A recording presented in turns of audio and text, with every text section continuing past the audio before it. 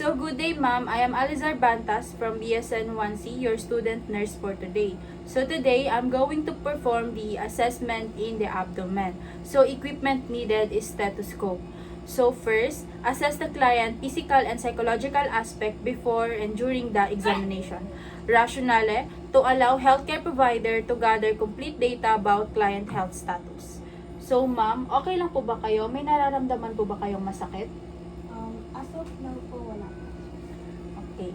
So next is review the body areas to be examined. To helps the examiner or healthcare provider to identify which part of the body is to be examined systematically. So next is make a physical and environmental preparation before examination. Proper preparation of the environment, client and equipment ensures a smooth physical examination with few interruptions. So next is gather and take the health history of the client to have a comparison with previous illness and present health condition. So ma'am, sabi niyo po kanina, wala naman masakit sa inyo sa ngayon. Pero sa past na previous na record nyo is may masakit po sa inyo sa tiyan. Opo. Next is conduct a physical examination using 4 skills in physical assessment, inspection, palpation, percussion, auscultation to identify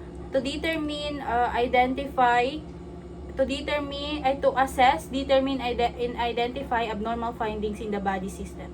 So next is inspect the abdomen for skin integrity. Normal findings is unblemished skin, uniform color. Abnormal findings is presence of rash or other lesions, tense, glistening of skin. So ma'am, inspect ko lang po yung tiyan nyo. Open ko lang. So next is inspect the abdomen for contour and symmetry. It is flat, rounded, or scaphoid.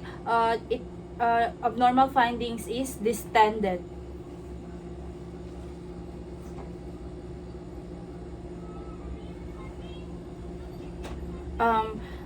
Ask the client to take a deep breath or to hold on it. Rationale,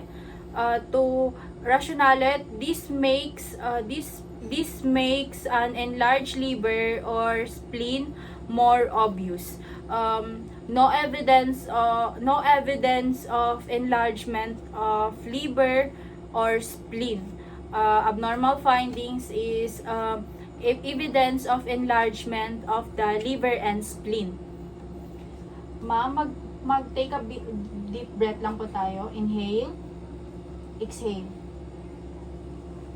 So, if this tension is present, measure the abdominal girth by placing a tape around the abdomen at the level of the umbilical. Symmetric contour. Normal findings is symmetric contour. Abnormal findings is asymmetric contour. So next is observe abdominal movements associated with respiration, peristalsis or aortic pulsations. Normal findings is symmetric movement caused by respiration. Abnormal findings is limited movement due to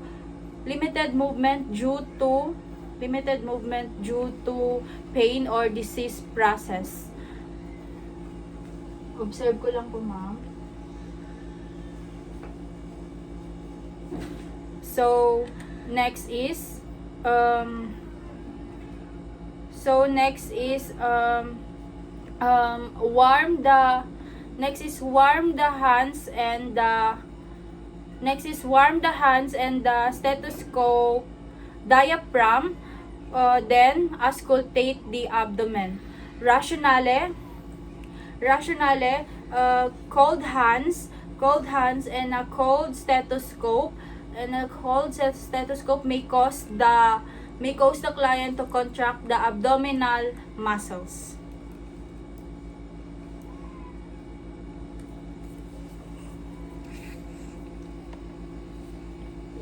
Next is, as when the client last ate.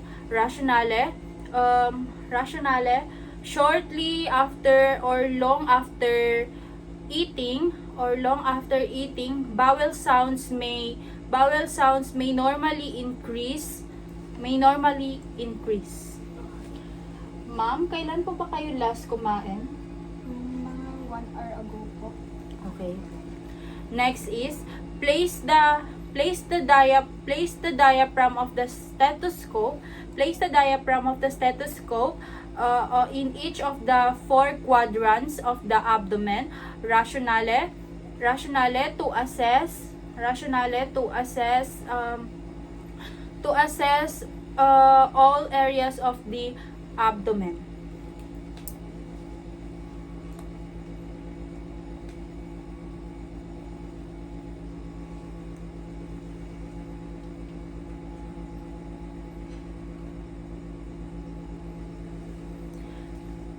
Next is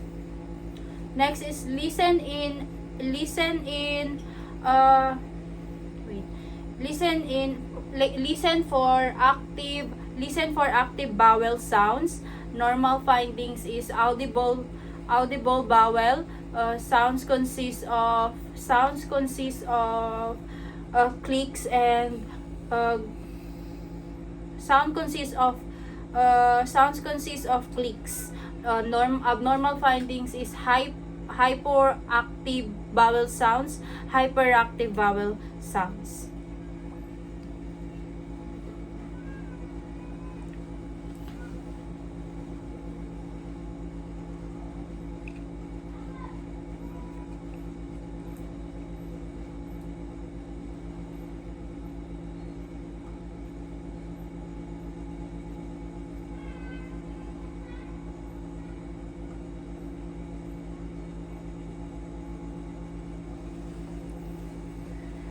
Next is percussion of the abdomen.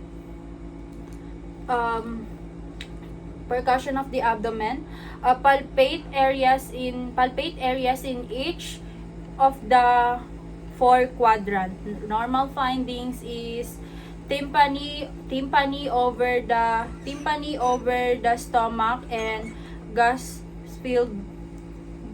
fields toward dullness. Abnormal findings, it is dull.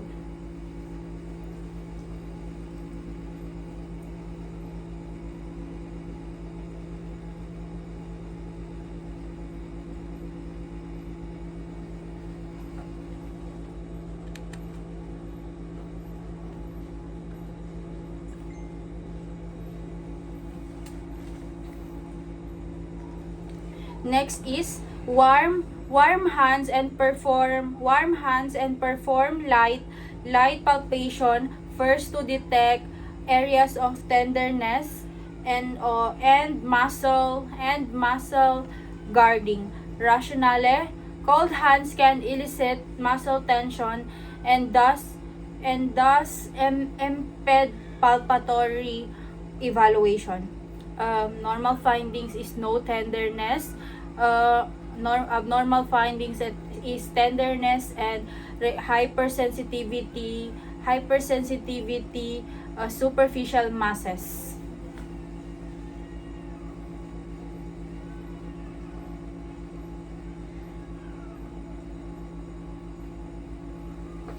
Next is then perform deep palpation to detect areas of tenderness and muscle guarding. Normal findings is no tenderness, relaxed abdomen with smooth with smooth, consistent tension. Abnormal findings is tenderness and hypersensitivity, superficial masses, localized areas of increased tension.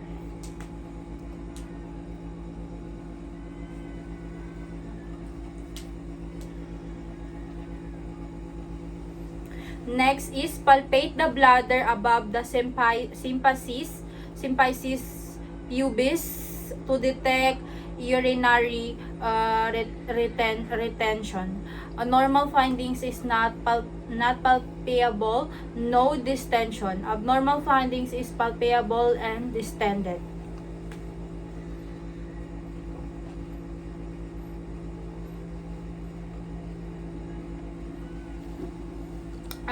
For the evaluation, make findings on health assessment and physical examination done on the client.